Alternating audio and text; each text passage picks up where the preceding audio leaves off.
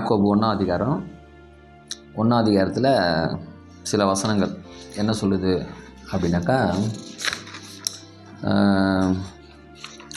நான் முதல் வசனத்துலேருந்து படிச்சுடுவோம். என்னென்னாக்கா, பராபரனுக்கும் கர்த்தராகிய இயேசு கிறிஸ்துவுக்கும் ஊழியக்காரனாகிய யாக்கோபு. பராபரனுக்கும் கர்த்தராகிய இயேசு கிறிஸ்துவுக்கும் ஊழியக்காரனாகிய அந்த யாக்கோபுன்றவர் எழுதுகிறார். என்ன சொல்கிறாரு, யாருக்கு எழுதுகிறாரு அப்படின்னா, சிதறி இருக்கிற 12 கோத்திரங்களுக்கும் சந்தோஷம் உண்டாக வாழ்த்துகிறேன். சிதறி இருக்கிற, அதாவது அவங்க இந்த 12 கோத்திரத்தார் எங்கே இருக்கிறாங்கன்னா, ஒரு நிலையாக ஒரு இடத்துல இல்லாமல் அவங்க ஏதோ ஒரு சூழ்நிலையில் சிதறப்பட்டிருக்காங்க. சிதறி இருக்கிற அவங்களுக்கு அவர் என்ன பண்ணுறாருன்னா, சந்தோஷம் உண்டாகும் பொருட்டாக ஒரு நிருபத்தை எழுதுகிறார். ஓகேவா? அப்போ இந்த 12 கோத்திரத்தார்னாக்கா யார் அப்படின்னாக்கா, தேவனால் தெரிந்து கொள்ளப்பட்டவங்க, அதாவது பராபரனால் தெரிந்து கொள்ளப்பட்டவங்க. ஒரு குறிப்பிட்ட கோத்திரத்தை செலக்ட் பண்ணி தெரிந்து கொண்டு அவர்களிலிருந்து அவர் தம்முடைய வாக்குத்தத்தங்களை பலவிதமான காரியங்களை அவங்களுக்கு செய்கிறார். ஓகேவா? அப்போ அவங்க தெரிந்து கொள்ளப்பட்டாங்க அப்படின்னா அப்போ ஒரு முக்கியத்துவம் உள்ளவர்கள். சாதாரண ஜனங்களுக்கும் மக்களுக்கும் புற ஜாதிகளுக்கும் மற்ற அனைவரை காட்டிலும் 12 கோத்திரத்தார் அப்படின்னாக்கா ஒரு விசேஷமாக பராபரனுக்கென்று ஏதோ ஒரு முக்கியத்துவத்திற்காக அவங்க செலக்ட் பண்ணப்பட்டவங்க.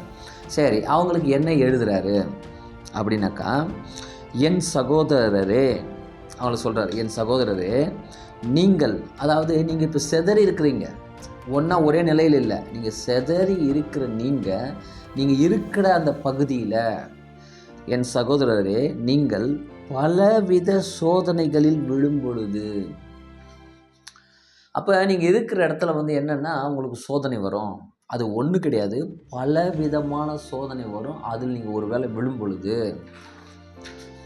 பொழுது உங்கள் விசுவாசத்தை, இப்போ இவங்க இந்த செலக்ட் பண்ணப்பட்டாங்க, அதாவது பராபரனால் தெரிந்து கொள்ளப்பட்டாங்க அப்படின்னும் போது எதற்கு அப்படின்னா, பராபரன் அவள் கொடுத்த கட்டளைகள், கற்பனைகள், அநேக சத்தியங்கள், பல முக்கியத்துவம் வாழ்ந்த வார்த்தைகள், அந்த வார்த்தைகளை அவர்கள் விசுவாசித்து அதன்படி அவர்கள் நடக்கவும் கைக்கொள்ளவும் அதற்கு தங்களை அர்ப்பணித்து வாழ்கிறதுக்காக அழைக்கப்பட்டிருக்காங்க. அப்போ அவங்க ஒரு விசுவாசத்தில் நடந்துட்டு இருக்காங்க இல்லையா? அப்போ அவங்க விசுவாசத்தில் போயிட்டு இருக்கும்பொழுது இப்போ அவங்க அங்கங்கே அந்தந்த எல்லையில் அவங்கவுங்க தன்னுடைய தேவன் பராபரன் அவர்கள் கொடுத்த, ஓகேவா, அந்தந்த விசுவாசத்தில் அவங்கவுங்க வாழ்ந்துட்டு இருக்கும் பொழுது இப்போ அந்த விசுவாசத்தை பரீட்சிக்கும்படியான சோதனை வருது. இப்போ அதை தான் பலவிதமான சோதனைகளில் நீங்கள் விழும் பொழுது, அப்போ அந்த சோதனை ஒன்று வரும். அது எதுக்கு வருதுன்னா, நீ இருக்கிற பற்றியா, பராபரம் கொடுத்துருக்கிற பற்றியா, சில சட்டத்திட்டங்கள் அல்லது வாழ்க்கை முறைகள் அல்லது மரணத்துக்கு பின்பு அல்லது மறுமையில் பிற்காலங்களில் உனக்கு நீ அடைவ, இது உனக்கு நான் வைத்திருக்கிற அப்படின்ற அந்த வாக்குத்தத்தத்தை பெற்றுக்கொள்ளுவோம் என்கின்ற நம்பிக்கை, விசுவாசம் என்பதில் அந்த விசுவாசத்தை பரீட்சிக்கும்படி, அந்த விசுவாசத்தில் உறுதியாக இருக்கிறோமா அல்லது விழுந்துடுறோமான்ட்டு அதை பரீட்சிக்கும்படி உங்களுக்கு பலவிதமான சோதனைகள் நேரிடும்.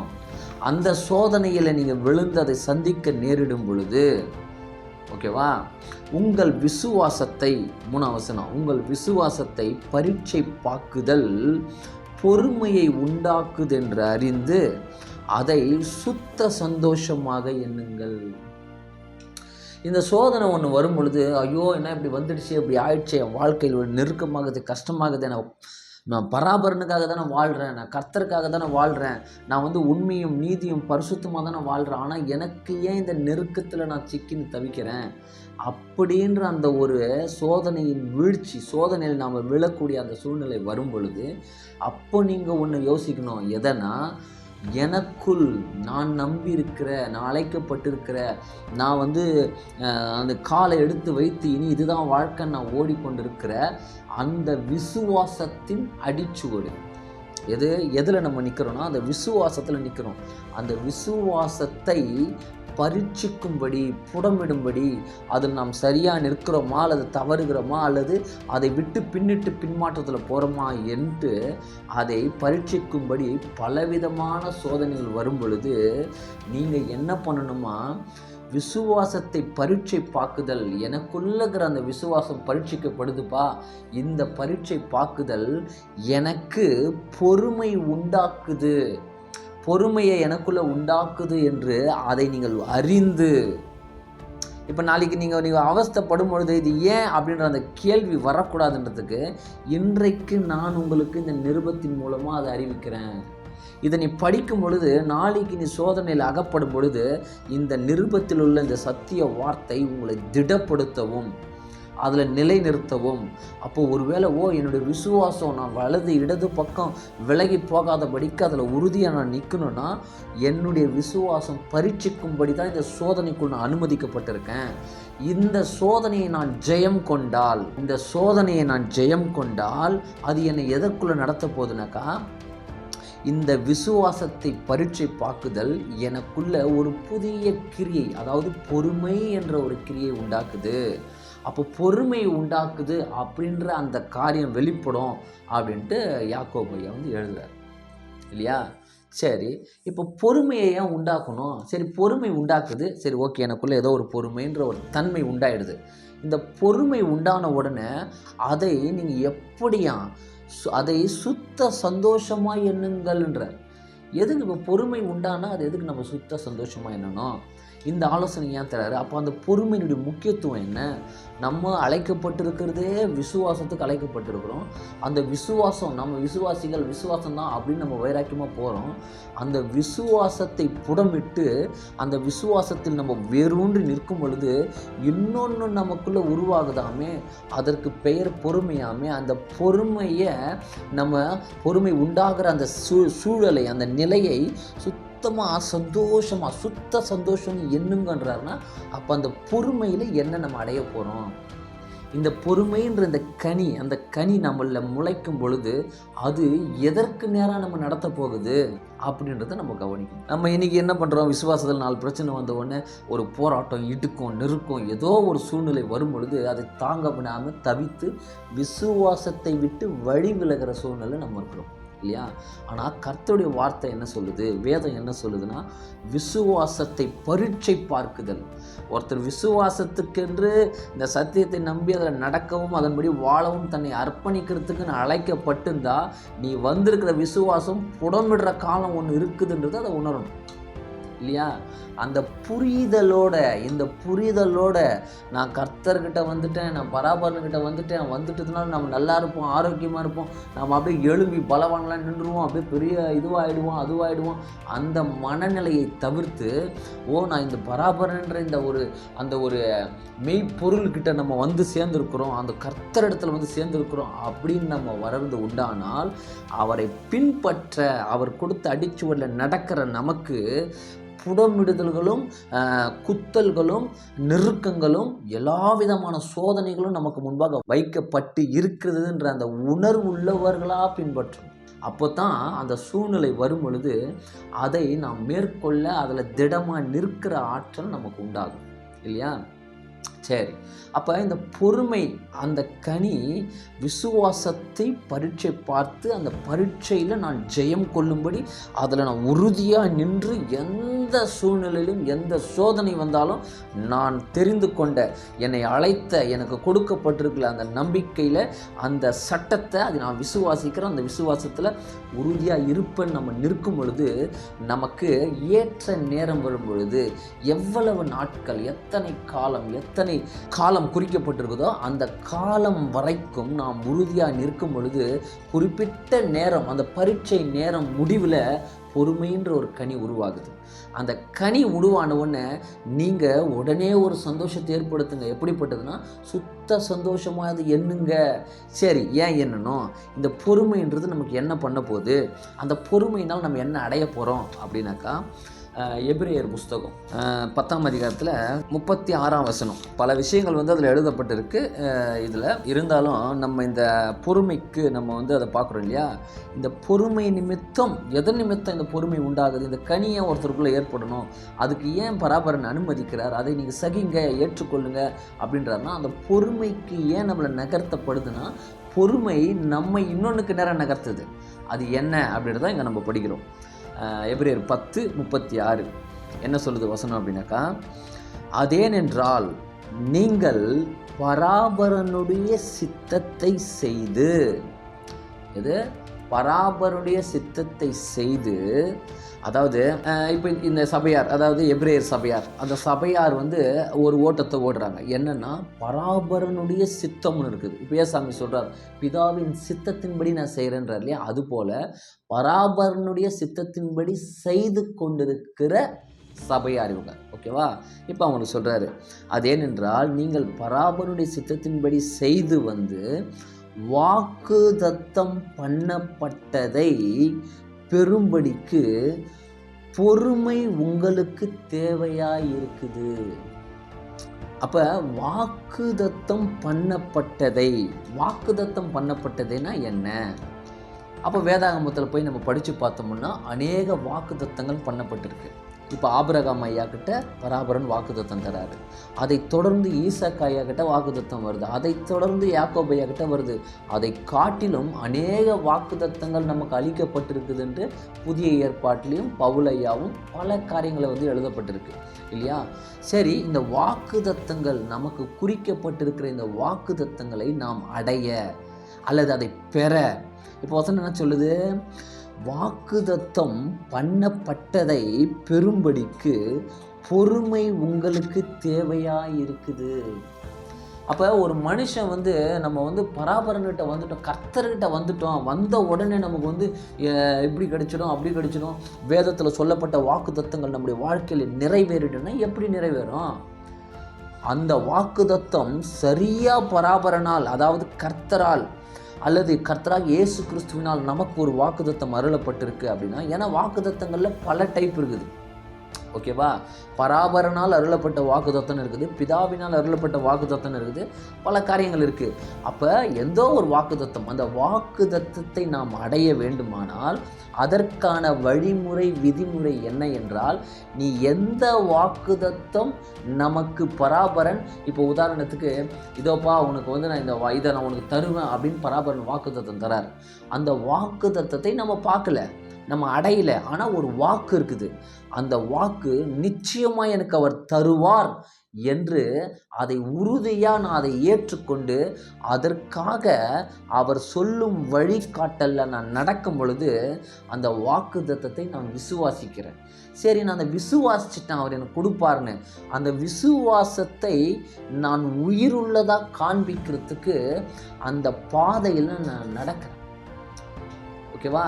அப்போ இதை செய், இப்படி போ, அப்படி வா அப்படின்னு பராபரன் நம்மளுக்கு ஒரு வழியை காட்டுறார். நான் உனக்கு இதை கொடுப்பேன் அப்படின்னு வாக்குத்தத்தம் தராரு. அதை நான் விசுவாசிக்கிறது உண்மையாக இருந்தால் அதை நான் கிரியையில் நடப்பிக்கிறேன், அதை அடையும்படியான பிரயாசத்தை நான் எடுக்கிறேன். இதுதான் அந்த விசுவாசத்தை உயிருள்ளதாக ஆக்கணும். ஓகே, இப்போ நான் விசுவாசத்தில் நடக்கும் பொழுது அந்த வாக்குத்தத்தத்தை நான் அடையாமல் விசுவாசத்தில் அடைவேன் என்று போயிட்டு இருக்கும் பொழுது நாம் உறுதியாக நிற்கிறோமா இல்லையா அந்த விசுவாசத்தில்ன்றதை புடமிடும்படிக்கு பலவிதமான சோதனைகள் நம்ம சந்திக்க வேண்டிய, அந்த சோதனையை நாம் சந்தித்து அதை திடமாய் மேற்கொண்டு எப்பேற்பட்ட பிரச்சனை, எந்த போராட்டம், எந்த தீமை வந்தாலும் அதை நான் என்னை அழைத்தவர் நிமித்தம் அதை நான் மேற்கொள்ள அவருடைய விசுவாசத்தில் நான் உறுதியாக இருப்பேன் அப்படின்ட்டு அதை நாம் ஜெயம் கொள்ளும் பொழுது நமக்குள்ள ஏற்ற நேரம் வரும் பொழுது ஒரு பொறுமை என்ற கனி நமக்குள்ளே விளங்குது. அந்த கனி நம்மளை எங்குக்கு நேராக தள்ளுதான், அந்த எந்த வாக்குதத்தம் நமக்கு அளிக்கப்பட்டுச்சோ அந்த வாக்குதத்தத்தை நாம் பெற்றுக்கொள்ளுகிற தகுதியாக அந்த கனி வந்து நமக்கு வந்து வெளிப்படுது. அதுதான் பொறுமை என்ற அந்த கனி. அப்போ ஒரு மனுஷனுடைய வாழ்க்கையில் பொறுமைன்றது எவ்வளோ அவசியம். நம்ம பார்க்குற இது ஏதோ ஒன்று நம்ம நடந்து போகிறது அல்லது உட்காருது பேசுறது, இதில் ஏற்படுற நம்முடைய பார்வையில் இருக்கிற பொறுமை என்பது வேற. ஆனால் வேதம் சொல்லுகிற பொறுமை என்றது என்ன? நம்ம சந்திக்கிற, நமக்கு நேராக வருகிற, நம்மளை நெருக்குகிற, நம்மளை வந்து உபத்திரவத்தில் வந்து மூழ்கடித்து நம்மளை வந்து புடமிடுகிற அந்த கிரியையில் நாம் நம்மளை நிதானித்து அமைதியாக ஒருமுகப்படுத்தி எதற்கும் துணியாமல், அதில் வந்து தளராமல், அதில் உறுதியாக அப்படியே சகிப்புத்தன்மையில் நிற்கிறோம் பார்த்தியா. நின்று அது நம்மளை புடமிட்டு அது வந்து பலனற்று அவ்வளோத்தாயா இவன் வந்து விழமாட்டான்ட்டு அது விலகி போகும்படி அதை சகிக்கிறோம் பார்த்தியா. சகித்து அதில் உறுதியாக இருக்கிற அந்த சூழ்நிலை, அதுலேருந்து விளையிற அந்த கிரியைக்கு பேர் பொறுமை. அந்த பொறுமை நம்மளை பராபரனுடைய வாக்குத்தத்தங்களை பெறத்துக்கு தகுதி உள்ளவர்களாக ஆக்குது அப்படின்றத நம்ம வந்து புரிஞ்சுக்கலாம் இந்த வசனத்தின் அடிப்படையில், இல்லையா. அப்போ நம்ம விசுவாசத்தில் நடக்கும் பொழுது வேத வசனத்தில் சொல்கிற காரியங்களை அடையும்படி, இப்போ வந்து நித்திய ஜீவனை உங்களுக்கு தருவேன் அப்படின்ட்டு வாக்குத்தத்தம் இருக்குது. அந்த நித்திய ஜீவன் என்பது மரணத்துக்கு பின்பாக நாம் அடையக்கூடிய ஒரு ஜீவன், இல்லையா. அப்போ அந்த ஜீவனை நாம் பெறத்துக்கு வாக்குத்தத்தமாக அது அருளப்பட்டிருக்குது. அந்த ஜீவன் தற்காலமே அப்படியே சட்டுன்னு கொடுக்குற ஜீவன் கிடையாது. நாம் இங்கே இருக்கிற அனித்தியமான அந்த ஜீவியம் வாழ்க்கை முறை, மரணத்துக்கென்று குறிக்கப்பட்ட இந்த வாழ்க்கையில் இருக்கும் பொழுது மரணத்துக்கு பின்னாடி இருக்கிற வாழ்க்கையை நான் அடைவேன் என்ற அந்த வாக்குத்தத்தத்தை விசுவாசித்து அதை அடையிறதுக்கு நான் எப்படிப்பட்ட பாத்திரவானாக இருக்கணுமோ, அதை நான் பெறத்துக்கு எப்படிப்பட்ட சட்டத்திட்டங்கள் எனக்கு வகுக்கப்பட்டிருக்குதோ அதை நான் உண்மையும் உத்தமமாய் அதை நான் அப்படியே விசுவாசித்து அதில் நடக்கும் பொழுது நான் அந்த மறுமையில் கிடைக்கிற அந்த நித்திய ஜீவனை விசுவாசிக்கிறனவா இருக்கிறேன். அந்த விசுவாசிக்கிறன்றத அந்த வார்த்தைகள் எனக்கென்று எழுதப்பட்டு இப்படி நடக்கணும், இப்படி கிடையாது, இப்படி தான் நடக்கணும்னு பராபரனால் அருளப்பட்ட அந்த வழிமுறையில் நான் நடக்கும் பொழுது அந்த விசுவாசத்தை உயிர் உள்ளதா, அதாவது கிரியையில் நான் வெளிப்படுத்துகிறேன். ஓகேவா. அப்போ இதை நான் வெளிப்படுத்தி போகும் பொழுது நான் பலவிதமான இன்னல்களாலும் இக்கட்டுகளாலும் என் வாழ்க்கையில் பிரச்சனைகள் போராட்டத்தில் நான் வந்து அதை சந்திக்க நேரிடும் பொழுது நான் மரணத்துக்கு பின்னாடி எனக்கு கொடுக்கப்பட்ட அந்த வாக்குத்தத்தத்தின் அந்த விசுவாசம் என்னில் புடமிடப்படுது. இங்கே எந்த பிரச்சனை, எந்த போராட்டம், எந்த நெருக்கம், எந்த இக்கட்டு, வியாதி, வறுமை, கடன் பிரச்சனை, எந்த ஒரு தாக்கத்தின் நிமித்தம் நான் புடமிடப்பட்டாலும் எனக்கென்று அளிக்கப்பட்டிருக்கிற மரணத்துக்கு பின்னாடி இருக்கிற நித்தியமான அந்த ஜீவனை அடையவும் அந்த வாழ்க்கையை நான் பெற்றுக்கொள்வேன் என்று இவைகளை நம்ம உதறி தள்ளி அதில் நடக்கும் பொழுது நான் இப்போ இந்த கிரியை அதை தள்ளிட்டு நான் நிற்கிறேன் பத்தியா. எது ஒருவேளை மரண பரியந்தமும் என் வாழ்க்கை அனித்தியமான இந்த வாழ்க்கை முறையில் ஏற்படுற அந்த காலங்கள், ஒருவேளை நான் மறிக்கிற தருவாய் வரையிலும் நான் உறுதியாக அதில் நிற்கும் பொழுது அப்போ அந்த மரணத்தின் பிறகு இந்த சகிப்புத்தன்மை, அந்த விசுவாசத்தில் உறுதியாக நின்ற தன்மை எனக்குள்ள ஒரு பொறுமைன்ற கனியை வெளிப்படுத்துது. இந்த கனி நிமித்தம் எனக்கு வாக்குத்தத்தம் பண்ணப்பட்ட அந்த ஜீவனை நான் அடையக்கூடிய பாத்திரமான வாழ்கிறேன் அப்படின்றத நம்ம வந்து பார்க்கலாம். ஓகே, இது வந்து ஒரு நிலை. எது வாக்குத்தத்தம் பண்ணப்பட்டதை நாம் பெறத்துக்கு நமக்கு பொறுமை அவசியமாக இருக்குது. ஓகேவா. அப்போ பொறுமை அவசியமாக இருக்குது. அப்போ அது வாக்குத்தத்தத்தை பெறத்துக்கு. இப்போ இந்த பொறுமை வந்து நம்ம வாக்குத்தத்தை பெற்றுக்கொள்கிறோம். இந்த பொறுமையினுடைய இன்னொரு நிலை அது எதற்கு நேரம் நம்ம நடத்துது அப்படின்னாக்கா, அதே யாக்கோபு புஸ்தகம் இப்போ 3ஆம் வசனம், உங்கள் விசுவாசத்தை பரீட்சை பார்க்குதல் பொறுமையை உண்டாக்குதென்று அறிந்து அதை சுத்த சந்தோஷமாக எண்ணுங்கள். ஆனால் 4ஆம் வசனம், ஆனால் நீங்கள் ஒன்றிலும் குறையாயிராமல் தேறினவர்களும். அப்போ பல காரியங்கள் வந்து கர்த்தருடைய வார்த்தை நமக்கு அறிவிக்குது. ஒரு சப்ஜெக்ட் கிடையாது, பல சப்ஜெக்ட் இருக்குது, பல ஆழமான சத்தியங்கள் இருக்குது. அப்போ நம்ம ஒவ்வொன்றாய் அறிந்து கொள்ளும்படி அழைக்கப்பட்டிருக்கிறோம், இல்லையா. அப்போ அது அந்த அறிவில் அந்த நம்ம அழைக்கப்பட்ட அழைப்பில் நமக்கு நேராக வைக்கப்பட்டிருக்கிற அந்த அறிவுகள் பல நிலை இருக்குது. அப்போது அந்த பல நிலை இருக்கும் பொழுது நாம் ஒன்றிலும் ஏதோ ஒரு காரியத்திலும், அதாவது ஒன்றிலும் குறையாயிராமல் அந்த அறிவிலோ நமக்கு முன்னாடி வைக்கப்பட்ட அந்த காரியத்திலோ தேறினவர்களும் நிறைவாகருமாய் இருப்பதற்காக பொறுமை நிறைவான கிரியை உள்ளதாய் இருக்க கடவுது. இப்போ பொறுமைன்ற ஒன்றை நம்ம அடைஞ்சிடறோம், ஓகேவா? அது வாக்குத்தத்தம் பண்ணப்பட்டதை பெற முடியும். ஆனால் இந்த பொறுமையிலே நிறைவானதாக அதை நிறுத்துறதுன்னு ஒன்று இருக்குது. எதுக்கு? அந்த வசனம் திரும்ப படிக்கிறேன். என்னன்னா, நீங்கள் ஒன்றிலும் குறையாயிராமல், குறையாயிராமல், அப்போ குறையில்லாமல், அப்போ ஒரு பூரணமாக்கிறதுக்கு ஏதோ ஒன்று, ஓகேவா? அடுத்து தேறினவர்களும். இப்போ குறையாக இருக்கும் பொழுது அந்த தேறின நிலைன்றது வராது. அப்போ ஒன்றிலும் குறை இல்லாமல் எல்லாத்திலும் பர்ஃபெக்டாக இதை நான் அறியும், இது தெரியும், அந்த புரிதல், அந்த நிதானம், அந்த பக்குவம் நமக்குள்ளே வரும் பொழுது நாம் தேறினவர்களாக மாறும். இப்போ வசனம் சொல்லுது, தேறின சீஷன் எவனும் தன் குருவை போல இருப்பான், அவருடைய போதகரை போல இருப்பான். எது? தேறின சீஷன். சீஷர்கள் நிறைய பேர் இருக்கிறாங்க, ஆனால் அதுலேயே தேறினவர்கள்ங்கிறாங்க. அந்த தேறினவர்கள் யாருக்கு கீழே சீஷனாக்குறாங்களோ, அப்போ ஒரு குரு இருக்கணும் இல்லையா, அந்த குருவுக்கு கீழே இவங்க சீஷராகிறாங்க. இந்த சீஷர்கள்லேயே தேறின சீஷர் குருவை போல் இருப்பான். அந்த போதகரை போதிக்கிற, இப்போ கிறிஸ்து நம்மளை போதிக்கிறாரு, ஒரு சீஷரை நடத்துகிறாங்கன்னா அந்த கிறிஸ்து தான் நம்முடைய குரு. அப்போ எந்த ஒரு சீடன் தேறினவனாக இருக்கிறானோ அவன் கிறிஸ்துவை போல் இருப்பான், கிறிஸ்துவை பிரதிபலிப்பான், கிறிஸ்துவை தனக்குள் அவன் வெளிப்படுத்துவான், இல்லையா? அப்போ இதில் என்ன சொல்கிறாங்க? அந்த நிலை, அதாவது அந்த தேறினவன், அந்த தேறின அந்த வார்த்தை எடுத்துக்குவோம்.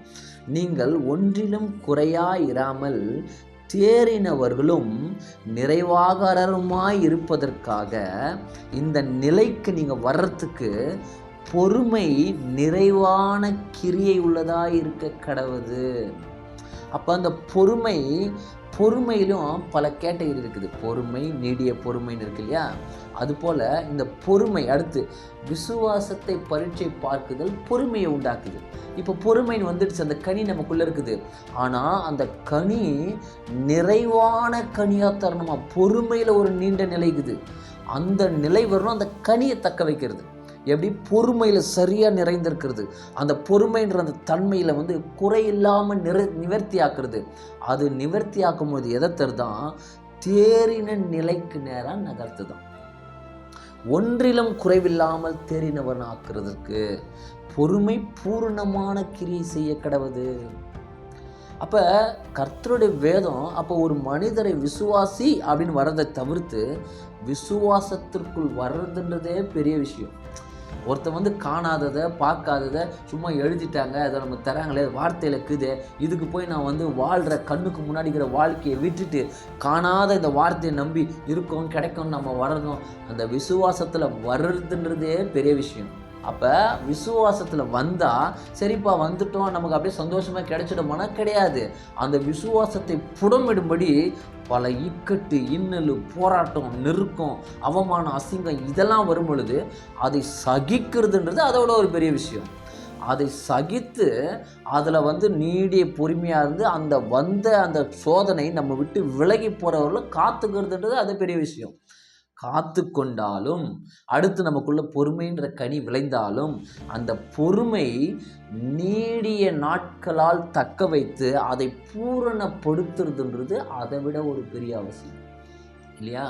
இப்படிப்பட்ட அடிப்படையான வாழ்க்கை முறைக்கு தான் கர்த்தர் அவருக்கு பிரியமானவர்களே அல்லது அநேகரை சிலரை தெரிந்து கொள்கிறார். அழைக்கப்பட்டவங்க அநேகராக இருந்தாலும் தெரிந்து கொள்ளப்பட்டவர் சிலர்ன்றாங்க இல்லையா? அப்போ இப்படிப்பட்ட அவருடைய பார்வைக்கு பட்டு அவர் தனக்கென்று வரும்படி அழைப்பு விடுவிக்கிற அந்த வருகிறவர்களுக்குள் காணப்பட வேண்டிய அந்த தன்மையினுடைய விளக்கங்கள் இது இல்லையா?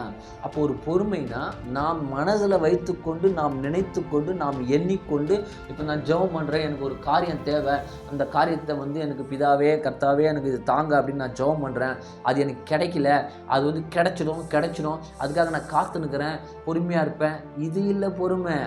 இந்த பொறுமையை வேதம் சொல்லல. நம்முடைய சுயநலத்துக்காக, என் தேவைக்காக, இம்மைக்கான ஆதாயத்துக்காக நான் தேவனை நோக்கி, கர்த்தரை நோக்கி, பிதாவை நோக்கி, பராபரை நோக்கி எனக்கு வேணும், நான் நீங்கள் கொடுக்கணும், நான் காத்திருப்பேன், பொறுமையாக இருப்பேன். இந்த பொறுமையை வேதம் சொல்லலை. அவருடைய அடிச்சுவரில் நடந்து போகும் பொழுது, உன் விசுவாசத்தை புடமிடும் பொழுது, நீ அந்த விசுவாசத்தை விட்டு விலகாமல் உறுதியாக அதில் நின்று காத்து தரித்து உன்னை உபத்திரவத்தினால் உன்னை நிறைத்து சிலுவையின் பாடு வழியாக நீ கடந்து, அவர் எப்படி என்னுடைய எஜமான் நடந்து போனாரோ அதே அடிச்சுவரில் நானும் எந்த நெருக்கம் வந்தாலும் என்னை அழைத்தவருடைய அந்த நம்பிக்கைக்காக, அவருடைய வார்த்தைக்காக நான் பின்பற்றி போவேன். அதில் உறுதியாக நிற்கும் பொழுது, அவரை விட்டு பின்னிட்டு திரும்பாமல் விலகி போகாமல் அந்த நம்பிக்கை விசுவாசத்தில் உறுதியாக இருக்கும் பொழுது, நமக்குள் நம் உள்ளான மனிதனில், நம்முடைய ஆன்ம மனிதனில் வெளிப்படக்கூடிய அந்த கனியின் பெயர் தான் பொறுமை, ஒரு ஆற்றல். ஓகேவா? அப்போ இந்த பொறுமைன்றது நம்ம எதற்கு நேரம் நகர்த்துது அப்படின்னாக்கா, ஃபஸ்ட்டு வாக்குத்தத்தம் பண்ணப்பட்டதை அடைகிறதுக்கு பொறுமை அவசியமாக இருக்குது. நெக்ஸ்ட்டு பொறுமையினுடைய பூரணமான கிரியை நிறைவானது எதற்குனாக்கா, தேறினவர்களை ஆக்கும்படிக்கு அந்த பொறுமை நகர்த்துது. பொறுமையிலிருந்து அடுத்த கட்டம் என்ன, பொறுமைக்கு அடுத்து என்ன நிலை? 5ஆம் அதிகாரம் ரோமர் 1 வசனம் என்னன்னாக்கா, இப்போதும் நாம் விசுவாசத்தினால் நீதிமான்கள் ஆக்கப்பட்டபடியினாலே. இப்போ விசுவாசத்தினால ஒரு மனுஷன் என்னவாகிறான்னா நீதிமான் ஆக்கப்படுறோம். ஓகேவா? இப்போ அது உதாரணம். இப்போ காரணம் என்னன்னாக்கா, இப்போ மேல் வசனம், இப்போ அதே இந்த 5ஆம் அதிகாரத்துக்கு முன்னாடி 4ஆம் அதிகாரத்துலையா, 4ஆம் அதிகாரத்துக்கு இப்போ கடைசி 2 வசனம் என்ன சொல்லுது அப்படின்னாக்கா, 4, 24, 25, 24ஆம் வசனம், நம்முடைய கர்த்தராகிய இயேசுவை மரித்தோரிலிருந்து எழுப்பினவர் பேரில் விசுவாசிக்கிறவர்களாகிய நம்முடைய நிமித்தமாகவும் நமக்கு அப்படி எண்ணப்பட எழுதப்பட்டிருக்குது. எப்படின்னா பல விஷயத்தை அங்கே சொல்கிறாங்க. ஓகேவா? இப்போ நம்ம பாயிண்ட் என்னென்னா, அது 4ஆம் அதிகாரம் படித்தா நமக்கு அதனுடைய புரிதல் வந்துடும். இதில் பாயிண்ட் என்னென்னா, நம்முடைய கர்த்தராகிய இயேசு மரித்தார்ன்றதை அங்கே சொல்கிறாங்க. மரித்தார், அல்லது அவர் மரித்த பிறகு அவரை மரித்தோரிலிருந்து ஒருத்தர் எழுப்பினார். ஓகேவா? அந்த சம்பவம் சொல்லப்படுது. 25ஆம் வசனம் என்ன சொல்லுது? 4:25னா, இவர் யாருன்னா கர்த்தராகிய இயேசு. ஓகேவா? இவர் நம்முடைய பாவங்கள் நிமித்தம், அதாவது நம்முடைய பாவங்கள் நிமித்தம் ஒப்பு கொடுக்கப்பட்டு, அப்போ அவர் மரணத்துக்குள்ளே போனதுக்கு காரணம் என்ன? நம்முடைய பாவத்தின் நிமித்தம் அப்படின்னு இந்த ரோமர் சபையார், ரோமாபுரியில் இருக்கிற அந்த சபையாருக்கு நேராக பவுலையா சொல்கிறாரு. ஓகேவா? நம்முடைய பாவங்களின் நிமித்தம் ஒப்பு கொடுக்கப்பட்டு நாம் நீதிமான்கள் ஆக்கப்படுவதற்காக எழுப்பப்பட்டார். அப்போ பாவத்தின் நிமித்தம் அவர் ஒப்பு கொடுக்கப்படுறாரு. ஓகேவா? அவர் எழுப்பப்பட்டது எதுக்குன்னா நீதிமான்கள் ஆக்குவதற்காக. அப்போ இந்த மரணத்தின் நிமித்தம், அந்த கர்த்தராகிய இயேசு கிறிஸ்துவினுடைய அந்த விலைக்கிரயணத்தின் நிமித்தம் என்ன நடக்குதுன்னா, ஒரு நீதிமான் ஆக்குதல் நடக்குது. யாருக்கு? பாவத்தில் இருக்கிறவர்கள் அந்த பாவம் கழுவப்பட்டு நீதி அந்த இடத்துல ஏற்படுத்தும்படி, அந்த பாவங்களை தன்மேல் சுமக்கும்படி, அந்த பாவத்தை கழுவுற ஒரு பிராயச்சித்தம், அதாவது எப்படின்னா ஒரு விலைக்கிரயமாக அவர் தானே கொடுத்து தன்னுடைய மரணத்தின் நிமித்தம் அந்த பாவங்கள் கழுவப்பட்டு அவர்களை நீதி உள்ளவர்களாய் ஆக்கும்படிக்கு ஒரு நபர் அனுப்பப்படுறார், கொடுக்கப்படுறார். ஓகேவா? இப்போ அதை விசுவாசித்து, எதை? எனக்காக கர்த்தராகிய இயேசு மரித்தார், எனக்காக அவர் ஜீவனை கொடுத்திருக்கார், அவருடைய மரணத்தின் நிமித்தம் என் பாவம் மன்னிக்கப்படும் அப்படின்னு விசுவாசிக்கும் பொழுது, யார்? அந்த விசுவாசிக்கிறவங்களுக்கு என்ன ஆகுதுன்னா, அவர்களுக்கு அந்த பாவம் போய் விசுவாசத்தின் நிமித்தம் நீதி உண்டாகுது. ஓகேவா? இப்போ ஆபிரகாம் விசுவாசத்தினாலே நீதி உள்ளவராக எண்ணப்படுறார். வசனம் சொல்தா இல்லையா? அதே போல் இந்த கிரியை நிமித்தம் இதை விசுவாசிக்கும் பொழுது இங்கே அவர்களுக்கும் ஒரு நீதின்றது ஒன்று உண்டாகுது. இப்போ 5:1 என்ன சொல்லுது? இப்போதும் நாம் விசுவாசத்தினால் நீதிமான்கள் ஆக்கப்பட்டபடினாலே. ஓகேவா? அப்போ இவங்களுக்குள்ள ஒரு நீதி வந்துருச்சுன்னு வச்சுக்குவோம். விசுவாசத்தினால் நீதி உண்டாயிடுச்சு. அதனால தான் அவர் சொல்கிறார், விசுவாசத்தினால் நீதிமான்கள் ஆக்கப்பட்டுட்டோம். ஓகேவா? நம்முடைய கர்த்தராகிய இயேசு கிறிஸ்து மூலமாய் பராபரனிடத்தில் சமாதானம் பெற்றிருக்கிறோம். இப்போ பராபரன்கிட்ட ஒருத்தருக்கு ஒரு சண்டை, ஒரு விரோதம், ஒரு பகை உண்டாகணும்னா காரணம் என்ன? பராபரன் சுத்தம் உள்ளவராகிறார் இல்லையா? சுத்தம்னா பாவம், கரை, அசுத்தம், அழுக்கு, அருவருப்பு அற்ற, அதை தனக்கு அப்படிப்பட்ட கிரியைகள் பராபரனுக்கு எதிர்மறையானது. அப்போ ஒரு மனுஷன் பாவம் செய்யும் பொழுது அந்த தூய்மையாக இருக்கிற அந்த பராபரனுக்கு இவன் சமாதானம் அற்றவனாக, அவருடைய ஒப்புரவு அற்றவனாக, அவரோட ஒரு சம்பந்தம் இல்லாத ஒரு பிரிவினை உள்ளவனாக இருக்கிறான். அப்போ இவனுடைய பாவத்தை கழுவப்பட்டு மேலே படித்த மாதிரி அந்த இயேசு கிறிஸ்து கர்த்தராகிய இயேசு கிறிஸ்துவின் விலைக்கிரயத்து நிமித்தம் அந்த பாவங்கள் கழுவப்படும் பொழுது அந்த இடத்துல இருந்து அந்த பகை நீங்கி அந்த பராபரனுக்கு முன்பாக இவனில் நீதி உண்டான உடனே ஒரு சமாதானம் ஏற்படும். இப்போ விசுவாசத்தினாலே நம்ம நீதிமான் ஆயிட்டோம். நீதிமான் ஆன உடனே பராபரனுக்கிட்ட ஒரு சமாதானம் ஏற்படுது. சமாதானத்தை பெற்றுட்டோம் அப்படின்னு சொல்கிறாங்க. சொல்லிட்டு அவர் மூலமாய் நாம் நின்றிருக்கிற இந்த கிருபைக்குள், அந்த கர்த்தராகிய இயேசு கிறிஸ்து மூலமாய் பராபரத்தில் சமாதானத்தை பெற்றுட்டோம். அப்போ அந்த கர்த்தராகிய இயேசு கிறிஸ்து மூலமாய் நாம் நின்றிருக்கிறோம் பார்த்தே இந்த சமாதானம் அப்படின்ற ஒரு நிலை, அதை இந்த கிருபைக்குள், எது அவர் மூலமாய் நாம் நின்றிருக்கிற இந்த கிருபைக்குள் பிரவேசத்தையும் நாம் விசுவாசத்தினாலே பெற்றிருந்து பராபரனுடைய மகிமையின் நம்பிக்கைக்காக மேன்மை பாராட்டுகிறோம் அப்படின்னு ஒரு விஷயத்தை சொல்றார். சரி, ஓகேப்பா, இது என்ன இப்போ பிரச்சனை அப்படின்ட்டு 3ஆம் வசனம். ஆனால் அது மாத்திரமல்ல, உபத்திரவங்களிலும் மேன்மை பாராட்டுகிறோம். ஏன்னா உபத்திரவம், இதுதான் நம்ம கவனிக்க வேண்டிய பாயிண்ட். இப்போ நம்ம இங்கே வந்ததுக்கு காரணம் என்ன? இப்போ யாக்கோபுலேருந்து அப்படியே ஏன் இங்கே வரோம், ஏன் வந்தோம்? இப்போ நம்ம தான் விசுவாசத்தை பார்த்தோம். விசுவாசம் பலவித சோதனையில் அகப்படும் பொழுது அதை நம்ம சுத்த சந்தோஷமாக என்னும் பொழுது அது பொறுமையை உண்டாக்குது. பொறுமை உண்டான உடனே அதில் நம்ம அடைகிற நன்மைகளை 2 பிரிவை பார்த்தோம்.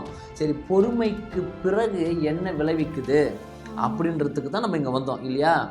சரி, இப்போ என்ன சொல்கிறாங்க? இப்போ அந்த விசுவாசத்தை நீ நடக்கும் பொழுது, விசுவாசத்தில் இருக்கும் பொழுது, அப்போ உனக்கு என்ன வருது? பலவிதமான சோதனை உண்டாகுது இல்லையா? அந்த சோதனை வந்த உடனே அந்த சோதனையினுடைய தாக்கம், அந்த தன்மை எப்படிப்பட்டதான், அதுதான் இங்கே சொல்கிறாங்க 3ஆம் வசனம், ரோமர் 5:3, உபத்திரவங்களிலும் மேன்மை பாராட்டுறன்னு சொல்லிட்டார். ஓகேவா? சொல்லிட்டு உபத்திரவம் பொறுமையையும், இப்போ அந்த இடத்துல நம்ம என்ன பார்த்தோம்? விசுவாசத்தை பரீட்சை பார்க்குதல் பொறுமையை உண்டாக்குது. கரெக்டா? அப்போது விசுவாசத்தை பரீட்சை பார்க்குதல்ன்ற அந்த சோதனை ஒன்றுக்குது பார்த்தியா? அந்த சோதனை என்ற அந்த காலகட்டத்துக்கு பெயர் தான் இந்த இடத்துல உபத்திரவம் அப்படின்னு பயன்படுத்தப்படுது. சோதனையினுடைய விளைவு, சோதனைன்னா சரி சோதனைன்னு சொல்லிட்டோம்ப்பா, என்ன சோதனை? அது எப்படி இருக்கும் தெரியாதுல்ல? அந்த சோதனை உபத்திரவமாக இருக்குமா? அது அந்த நபருக்கு, அந்த விசுவாசிக்கிற நபருக்கு பாடுள்ளதாக இருக்குமா? அவங்கள துன்பப்படுத்துகிறதா இருக்குமா? அவங்கள நெருக்கிறதா இருக்குமா? அதற்கு பெயர் உபத்திரவம். ஓகேவா? இந்த உபத்திரவம் என்ன பண்ணுதான்? அதுதான் 3னுடைய பின்பகுதி. எது? ரோமர் 5:3 பின்பகுதி.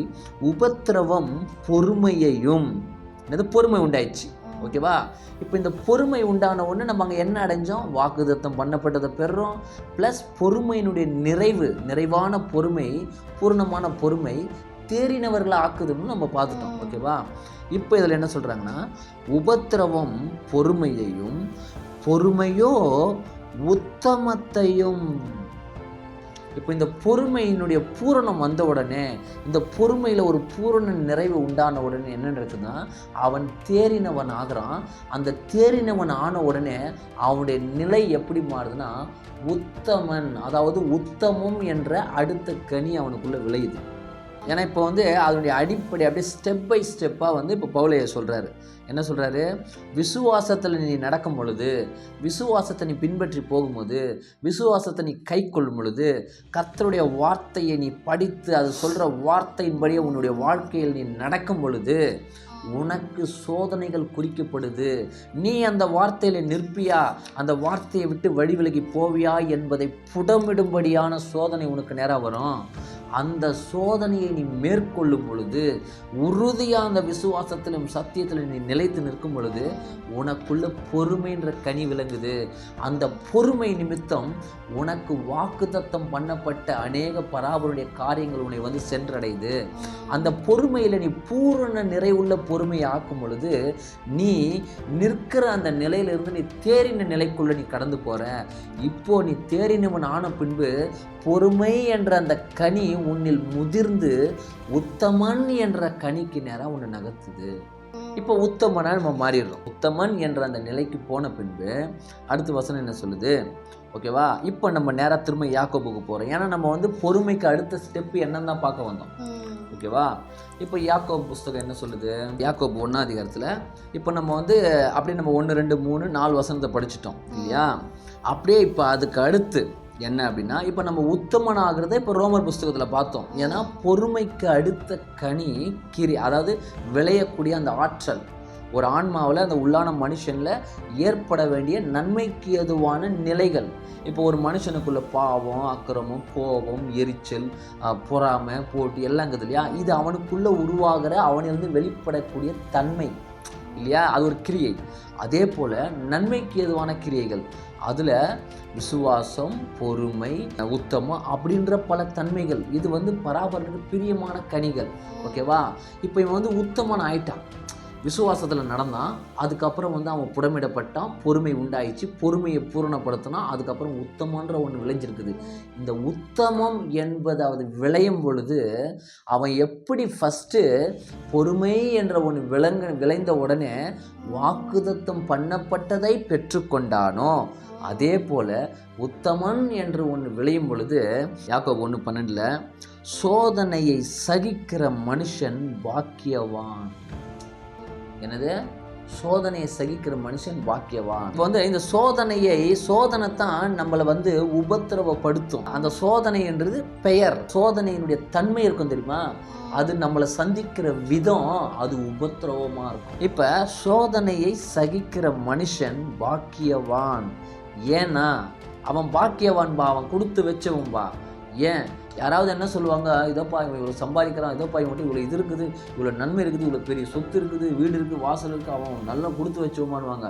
ஆனால் வசனம் சொல்லுது, ஒருத்தன் புடமிடுதலை, உபத்திரவத்தை, பாடுகளை, நெருக்கத்தை, இடுக்கத்தை அதை சந்திக்கிற மனுஷன் அல்லது அதை சகிக்கிற மனுஷன் பாக்கியவான் அப்படின்னு வசனம் சொல்லுது. ஏன் அப்படின்னாக்கா, சோதனையை சகிக்கிற மனுஷன் பாக்கியவான். ஏனென்றால் அவன் சோதனைக்கு பிறகு பொறுமை வருது. ஓகேவா, நல்லா பார்த்து நம்ம ஏற்கனவே மேலே 3-4 வசனத்தை படித்தோம். சோதனை விசுவாசத்தை பரீட்சை பார்க்குதல் பொறுமையை உண்டாக்குது. பொறுமைக்கு அப்புறம் உத்தமம் உண்டாகுதுன்னு ரோமர் 5 போய் நம்ம பார்த்தோம். ஓகேவா, இப்போ வசனம் சொல்லுது, சோதனை சகிக்கிற மனுஷன் பாக்கியவான், அவன் சோதனையிலிருந்து விளையிற பொறுமையை அடைந்து பொறுமைக்கு பிறகு உண்டாகிற உத்தமன் ஆன பின்பு. அது அந்த சோதனை பொறுமை வந்த உடனே போயிடுமானா போகாதான், அது அவனை உத்தமனை ஆக்குறவர்களும் அந்த சோதனை அவனை புடமிடுமா. ஓகேவா, அந்த விசுவாசத்தை பரீட்சை பார்க்குதல்ன்றது பொறுமை உண்டாகி பொறுமையிலிருந்து உத்தமம் வரும் வரையிலும். ஓகேவா, அதாவது இந்த உத்தமன் என்ற கேரக்டர் வரையிலும் அவன் புடமிடப்படுறான், சோதனைக்குள்ளே தான் இருக்கிறான். அதுதான் சொல்கிறாங்க, அவன் உத்தமன் ஆன பின்பு. ஓகே, இப்போ உத்தமன் ஆயிட்டான், பொறுமைக்கு அப்புறம் விளையிற அந்த கனி உண்டாயிடுச்சு. அப்போ அவன் உத்தமன் ஆன பின்பு கர்த்தர் தம்மை சிநேகிக்கிறவர்களுக்கு வாக்குத்தத்தம் பண்ணின ஜீவனுடைய கிரீடத்தை பெறுவான். அதாவது அங்கே என்ன சொல்கிறாங்க அப்படின்னா, இன்னொரு வாட்டி கவனிப்போம். சோதனையை சகிக்கிற மனுஷன் பாக்கியவான், ஏன்னா அவன் உத்தமன் ஆன பின்பு கர்த்தர் தம்மை சிநேகிக்கிறவர்களுக்கு வாக்குத்தத்தம் பண்ணின. அப்படின்னா கர்த்தரை சிநேகிக்கிறவர்கள்ன்ற ஒரு குரூப் இருக்குது. ஓகேவா, ஒரு கூட்டம் இருக்குது. அது கர்த்தரை வந்து யார் சிநேகிக்கிறாங்களோ அந்த சிநேகிக்கிறவர்களுக்கு மட்டுமே வாக்குத்தத்தம் பண்ணினன்னு சில கேட்டகரி இருக்குது. ஓகேவா, அந்த வாக்குத்தத்தம் என்னன்னா ஜீவ கிரீடம். அந்த ஜீவக்கிரீடம் யாருக்குன்னா, கர்த்தரை யார் சிநேகிக்கிறாங்களோ அவர்களுக்கு ஜீவக்கிரீடம்னு குறிக்கப்பட்டிருக்குது. அந்த ஜீவக்கிரீடத்தை இந்த மனுஷன் யாரு, சோதனை சகிக்கிற மனுஷன் வாக்கியவான், அவன் உத்தமன் ஆன பின்பு கர்த்தர் தம்மை சிநேகிக்கிறவர்களுக்கு வாக்குத்தத்தம் பண்ணின அந்த ஜீவக்கிரீடத்தை இவனும் பெறுவான். அப்ப பொறுமையை வாக்குத்தத்தத்தை பெறத்துக்கு நமக்கு அனுப்புது பொறுமை. ஆனால் பொறுமைக்கு அடுத்து வர உத்தமம் ஜீவ கிரீடத்தை பெறத்துக்கு நேரம் நகர்த்துது இல்லையா? அப்போ ஒரு மனுஷனுடைய வாழ்க்கையில் இப்போ நமக்கு நேராக நம்ம வசனத்தின்படி வாழ்கிறோம். நம்ம வசனத்தை கை கொடுத்து பிரயாசப்படுறோம். உண்மை, நீதி, உத்தமம், பரிசுத்தம் அப்படியே ஆண்டவருக்கு பிரியமான வாழ்க்கையை வாழ்கிறதுக்கு வேத வசனம் நமக்கு காட்டுற அந்த வழிமுறை, விதிமுறை, சட்டத்தை நம் வாழ்க்கையாக மாற்ற பிரயாசப்படும் பொழுது நாம் இங்கே வாழ்கிற இந்த சமுதாயத்தில் அல்லது நம் மாம்சீகமாக நம்முடைய சரீரத்துக்குள்ளே நமக்கு நாமே நமக்குள்ள ஒரு போராட்டத்தை அடைகிறோம்.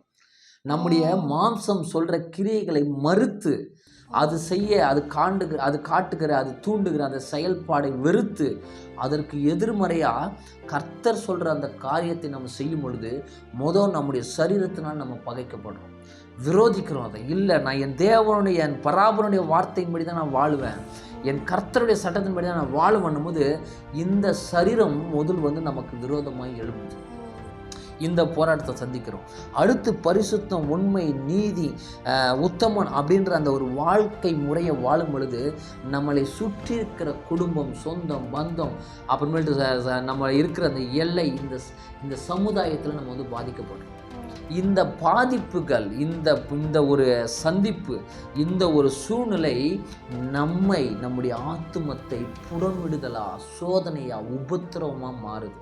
அதை எப்பேற்பட்ட சூழ்நிலை வந்தாலும் நான் பெற்றுக்கொண்ட, எப்பேற்பட்ட சூழ்நிலை வந்தாலும் நான் அடைந்த, எனக்கென்று குறிக்கப்பட்ட, எனக்கென்று எழுதி கொடுத்து வகுக்கப்பட்ட இந்த சத்திய ஜீவனுள்ள வார்த்தையின்படி தான் நான் வாழுவேன், அதில் தான் நிற்பேன் அப்படின்னு எவன் ஒருத்தன் அந்த உறுதியாக அதை கடந்து அதில் படி வாழ தன்னை அதில் நிலைநிறுத்தி கொள்கிறானோ அப்படிப்பட்டவனுக்குள்ளத்தான் இப்படிப்பட்ட வேதத்தில் கூறப்பட்டுள்ள அந்த கனிகள் முளைப்பிக்குது. அந்த கனி இங்கே வாழ்கிற நம்முடைய வாழ்க்கை அன்றாட அநித்தியமான பாவ சந்தோஷத்தினால் ஏற்படுத்தப்பட்ட இங்கு தற்காலிகமாக அடையக்கூடிய சமாதானம், சந்தோஷம், பெருமை, பேரு, அந்தஸ்து என்ற இந்த அழியக்கூடிய கிரியைகளை விளைவிக்காமல், அதை நமக்கு கொடுக்காம, மரணத்துக்கு பின்பாக என்றென்றும் அழியாமல் நித்தியத்தில் நாம் அனுபவிக்கக்கூடிய சந்தோஷத்தையும் சமாதானத்தையும் வாக்குத்தத்தங்களையும் கிரீடங்களையும் நமக்கு தரிப்பிக்குது. அப்படின்றத சரியாக எவன் ஒருத்தன் உணர்ந்து சத்தியத்தில் தன்னை கட்டி அதில் நடக்க பிரயாசப்படுறானோ அப்படிப்பட்டவனுக்கு வேதம் சொல்லக்கூடிய சத்தியமான, உண்மையான, நிஜமான அந்த காரியங்களையும் நன்மைகளையும் வாக்குத்தத்தங்களையும் பெற முடியும் அப்படின்றத நம்ம அறிந்து கொள்ளலாம். அப்போ இன்றைக்கு நம்ம ஆண்டவரை, கர்த்தரை எதன் அடிப்படையில் நம்ம தேடுறோம், எதற்காக அவரை நாடுறோம், எதற்காக நம்ம ஜெபிச்சுட்டு இருக்கிறோம், எதற்கு நம்ம போராடிட்டு இருக்கிறோம்? வேதத்தில் நமக்கு இம்மைக்காக, இங்கே வாழ்கிற வாழ்க்கைக்காக, இங்கே இருக்கிற காரியத்துக்காக, அதற்கு கர்த்தரை பின்பற்று அல்லது கிறிஸ்துவை பின்பற்று, பராபரன இடத்துல போய் ஜெபம் பண்ணு அப்படின்னு வேதம் சொல்லுதா அப்படின்னு பார்த்தா, நாம் அறியாமை நிமித்தம் அல்லது வஞ்சகத்தின் நிமித்தம் அல்லது நமக்கு நேராக வரக்கூடிய ஏதோ ஒரு போதனை நிமித்தம் மோசம் போன கிரியைகளை நம்ம செஞ்சுன்னு இருக்கிறோம் அப்படின்றத இப்போ இந்த சத்திய வார்த்தையை நம்ம கேட்கும் பொழுது அதை நம்ம உணர்ந்து நம்மளை பராபரனுடைய வார்த்தைக்கு, கர்த்தருடைய வார்த்தைக்கு நேராக சத்தியத்தின்படியே வாழ நம்ம ஊன்ற கட்டும் பொழுது நாமும் இந்த வேதத்தில் நமக்கு அளிக்கப்பட்டுள்ள ஜீவனுள்ள வார்த்தையில் விளைந்திருக்கிற அந்த வாக்குத்தத்தத்தில் இருக்கிற நன்மையை சுதந்திரிக்கிற பாத்திரவான்களாக மாறுறதுக்கு நமக்கும் ஒரு வாய்ப்பை கர்த்தர் வைத்திருக்கிறார். அதனால் சிந்தித்து உணர்ந்து அதை நிதானித்து அறிந்து கர்த்தருடைய வார்த்தை இது மட்டுமே ஒரு வாழ்க்கை தாயா. இங்கே வாழ்கிற இம்மைக்காக அல்ல, நான் வந்து மறுமைக்காக, என்னை உருவாக்கினவருக்காக, என்னை பிறக்க செய்தவருக்காக, என்னை இந்த பூமியில் தோன்ற செய்தவருக்காக நான் எதற்காக பிறப்பிக்கப்பட்டனோ அதை நான் நிறைவேற்றும்படி, அதை அறிந்து அதற்காக பிரயாசப்படும்படி, அதற்காக நான் வாழும்படி, அதற்காக என்னையை கொடுக்கும்படிக்காக நான் இருக்கிறேன்னு அதை சரியாக உணர்ந்து செயல்படுறேன். இந்த வேதத்தில் இருக்கிற இந்த சத்தியத்தின்படியே அவன் பராபரனுடைய வாக்குத்தத்தங்களையும் கர்த்தரிடத்தில் ஜீவக்கிடத்தையும் பெற முடியுன்றதை இந்த வார்த்தை நமக்கு நேராக இந்த நேரத்தில் வந்து உறுதியாக்குதுன்றதை நம்ம அறிந்து கொள்ளலாம்.